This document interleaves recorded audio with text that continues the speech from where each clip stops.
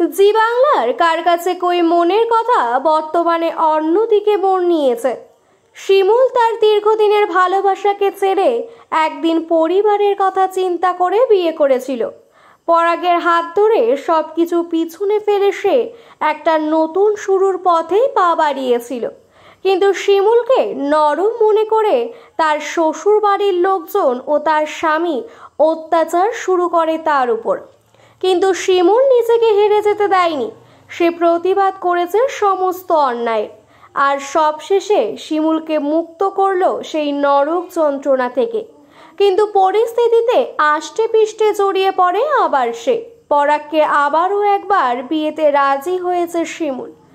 আইনকে সাক্ষী রেখে ফের মালা বদল আর সিঁদুর দানে একে অপরের আপন করে নিয়েছে তারা। পরাগ নিজে অক্ষম হয়ে যাওয়ার পর শিমুলের মর্ম বুঝেছে।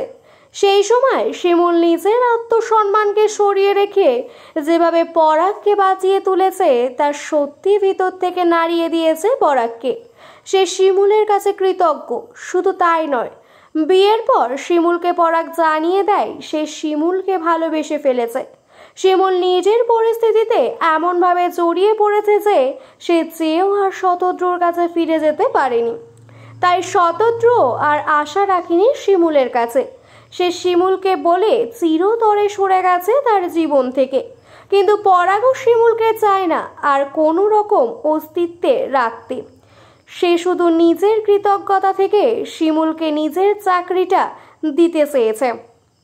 এরই মধ্যে একটা নতুন প্রোমো সামনে এসেছে, যেখানে দেখা যাচ্ছে শিমুলের চাকরির প্রথম দিন। সে স্বামীকে প্রণাম করে যেতে চায়, কিন্তু তার ঘরে গিয়ে দেখে পরাগ নেই। একটা চিঠি লিখে পরাগ নিরুদ্দেশ হয়ে গেছে শিমুলের জীবন থেকে। শিমুল পাগলের মতো পরাগকে খুঁজে বেড়াচ্ছে রাস্তায়। তখনই একটা পুলিশের গাড়ির সাথে ধাক্কা খায় শিমুল। তাকে ব্যস্ত হয়ে নিজের স্বামীর কথা বলছিল শিমুল, আর তার মাঝেই সেই ব্যক্তি শিমুলকে চিনে তার নাম ধরে ডাকে, যা দেখে শিমুল বেশ হকচকিয়ে যায়। শিমুলের জীবনেই নতুন মানুষ আসলে কে তা সময়ের সাথেই জানা যাবে। তবে সে যে শিমুলের পূর্ব পরিচিত তা বেশ স্পষ্ট।